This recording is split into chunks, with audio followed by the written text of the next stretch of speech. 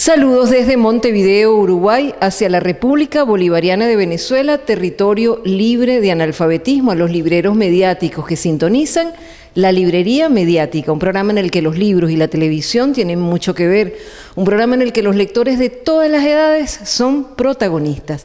Hoy vamos a contar historias de terror, pero no de terror mala, sino de terror bien sabrosa.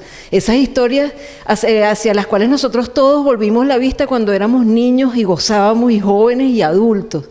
Y estamos con una de las personas que ha dedicado más de 15 años de su vida a la investigación, a la visibilidad de esas leyendas, de esas historias que no tienen explicación y que tanto gustan a lectores y a los usuarios de la televisión.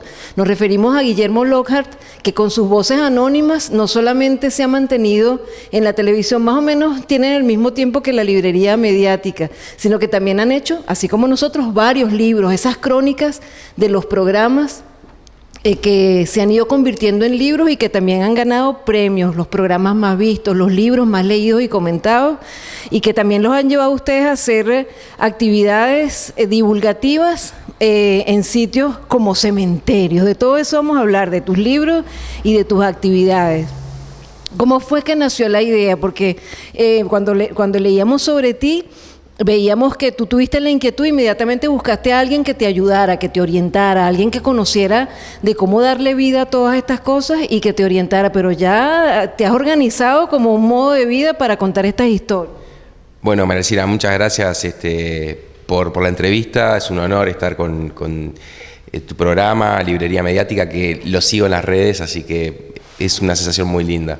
Y sí, la inquietud parte o nace muchos años atrás, cuando mi familia vivía en el interior del país y bueno, mi padre que es de profesión es veterinario, trabajó por los 19 departamentos de nuestro querido Uruguay y yo de pequeño lo acompañaba, y en el interior, como le dicen, el Uruguay profundo, al interior de nuestro país, hay muchas historias mágicas, de estas historias que, como bien decías, nos cautivan, nos atrapan, nos hacen dar vuelta, pero nos fascinan y después volvemos a escucharlas o a mirarlas.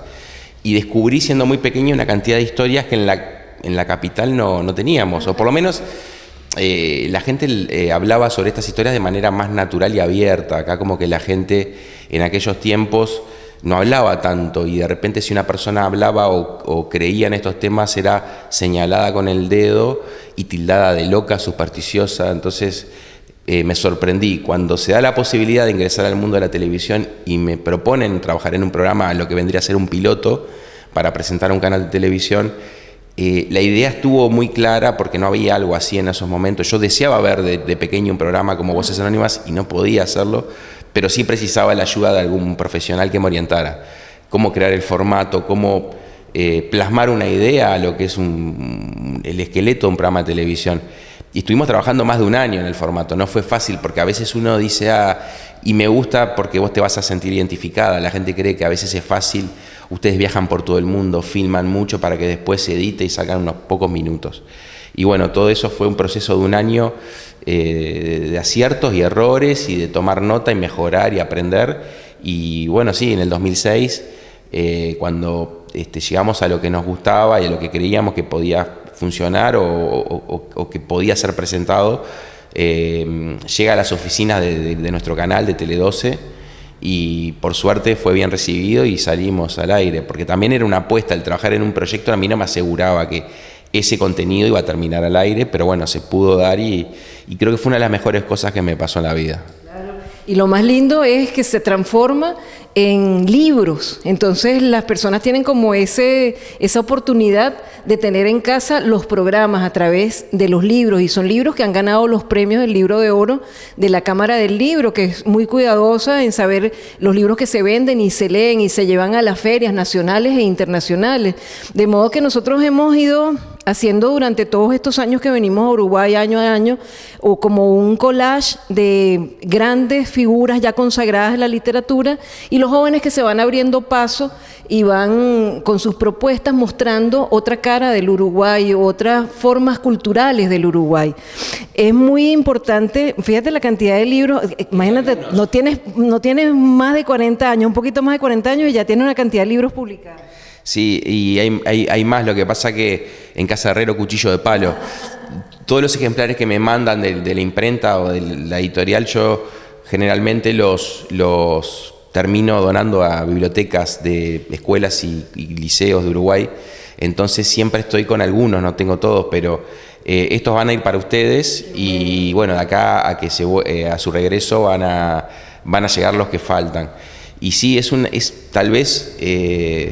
toda la vida me gustó escribir, que eso es algo que en realidad, pero capaz que eso sí no lo imaginaba. Y fue una oportunidad que me dio el público, porque cuando salió la temporada en Tele 12, muchas personas, como bien decías, querían leer las historias, querían acceder, y como te contaba al principio, no había mucho material. Entonces, el primer trabajo o el primer proyecto fue hacer una adaptación para llevar las mejores historias a un libro. Y era eso, era darle al público algo que pedía en señal de agradecimiento y para que quedaran plasmadas. Pero bueno, el público empezó a demandar más historias, más libros, y bueno, entonces los libros empezaron a cobrar como cierta independencia, cierta vida propia. Y por un lado teníamos las temporadas y por otro lado el público, que incluso hay público que le encanta la lectura, ustedes saben muy bien que son apasionados de los libros y por ahí no miran mucha televisión, y nos encontrábamos con gente que por ahí nos conocía por los libros, sino por el programa que hasta ese entonces éramos, o era muy común para nosotros ser reconocidos por nuestro programa en Tele 12. Claro.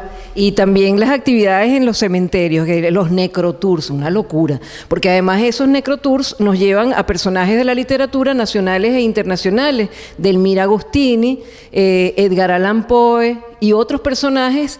Quizás también habría que hacer alguno, aunque no esté en el cementerio de aquí, creo que no está, Horacio Quiroga, o sea, son los grandes de esa literatura de suspenso. Delmira Agostini no, pero Delmira Agostini tiene otra tónica para hacer esas visitas. ¿Cómo se les ocurrió la idea esa de eso es una locura y además es delicioso lo de las lecturas en el cementerio? Quiero decirte que estás muy empapada, o por ahí se nota que tenés cierta sensibilidad en cuanto a lo que es el mundo de los autores, porque Quiroga es uno de los próximos proyectos. Cortázar también está en nuestros planes, y queremos darle vida o a través de su obra vincularlos a lo que es el necroturismo, que es algo que en realidad se hace en muchos países, en Uruguay no se hacía, gracias a Cultura de Uruguay, a la Intendencia, a Necrópolis, que nos permitieron hacer estos recorridos, y a la empresa Necrotours, nosotros empezamos a contar historias que tuvieran algo que ver con el mundo de los cementerios. Nosotros siempre cuando invitamos al público, una vez que ingresan al cementerio, que es un lugar frío, un lugar que los montevideanos sobre todo vemos como algo gris, como algo triste, a ver el cementerio de otra manera, porque a mí me pasaba que me decían cementerio y no me gustaba, recordaba a un tío que había fallecido, a un amigo de toda la vida, y representaba mucho dolor. Entonces nosotros queremos mostrarles que hay algo más, hay muchas historias de personas que merecen ser recordadas. Bien decías, Delmira Agostini, una de las poetisas más grandes que tenemos en Uruguay y creo que en Latinoamérica, transgresora, con una historia muy particular, que murió muy joven, con tan solo 28 años, que tuvo que padecer algo que lamentablemente muchas mujeres siguen padeciendo, que es la violencia de género. Y nos parece que al ser la única mujer que está en el Panteón Nacional, en ese cementerio, es una de las historias que merecen ser recordadas. Queremos que Delmira sea un ejemplo no solo por su obra, sino también por todo lo que tuvo que soportar, y para que su historia sirva para que no ocurra más, como las de otras tantas mujeres. También hay historias de tesoros escondidos. Bien hablabas de autores que están vinculados con el mundo del terror, de la muerte, de la fantasía. Hay muchos proyectos y el cementerio por ahí es un lugar que inspira respeto, pero también la gente en el imaginario colectivo es un lugar mágico, por decirlo de alguna manera, que cuando se cuenta algún cuento, algún relato, siempre son escenarios muy particulares. muy emblemáticos y está bueno abrir las puertas para que la gente viva una aventura. Creo que recorrer un cementerio iluminado durante la noche, con algunos actores que aparecen y te cuentan historias, es muy interesante. Sí, porque para uno es muy común las visitas que se hacen, por ejemplo, en París al cementerio Père Lachaise, que allí hay tantas personalidades que, bueno, que esa es su última morada, pero no es usual en Uruguay ese tipo de cosas. En Venezuela tampoco. Y hablando de Venezuela, pues también está pendiente hacer un Voces Anónimas con la leyenda del Silbón. Lo bonito de este proyecto es que trata de buscar los sitios donde supuestamente han sucedido esas leyendas, entonces queda mucho más vívido el relato porque se hace mucho más creíble. Y tú empezaste primero con historias del mundo y te has ido también dedicando a divulgar las historias propias, las leyendas propias del Uruguay. Exacto, primero la mira estuvo en Uruguay, o sea, el objetivo nuestro era rescatar nuestras historias, pero después también ustedes saben que hoy a través de las redes sociales podemos mostrar, es como una gran vidriera al mundo. Empezaron a aparecer personas de otros países que seguían nuestro trabajo y bueno, y nos daban la posibilidad también de establecer un lazo con ellos muy, muy fuerte, muy importante y bueno, fue así que conocemos historias de todas partes del mundo y sería tal vez el premio más grande poder visitar estos lugares y documentar sus historias. Y creo que es uno de los premios más grandes, como ustedes hablamos detrás de cámara, que bueno, que es un gran sacrificio, pero vale la pena el viajar a diferentes continentes y traerte esas historias que para mí son como tesoros. Y bueno, fue así que tuvimos la posibilidad de viajar a Argentina, a Europa, fuimos a Centroamérica, a Norteamérica, y bueno, Venezuela es un lugar increíble. Tuvimos una experiencia o sea, Voces Anónimas salió, fue emitido hace unos años y tenemos a la historia del Silbón, que para mí es una de las más importantes que tenemos en el continente y que estoy seguro que ya sabemos que le gusta a mucha gente, pero a los uruguayos les va a encantar. Sí. Entonces el proceso fue primero Uruguay y después el mundo.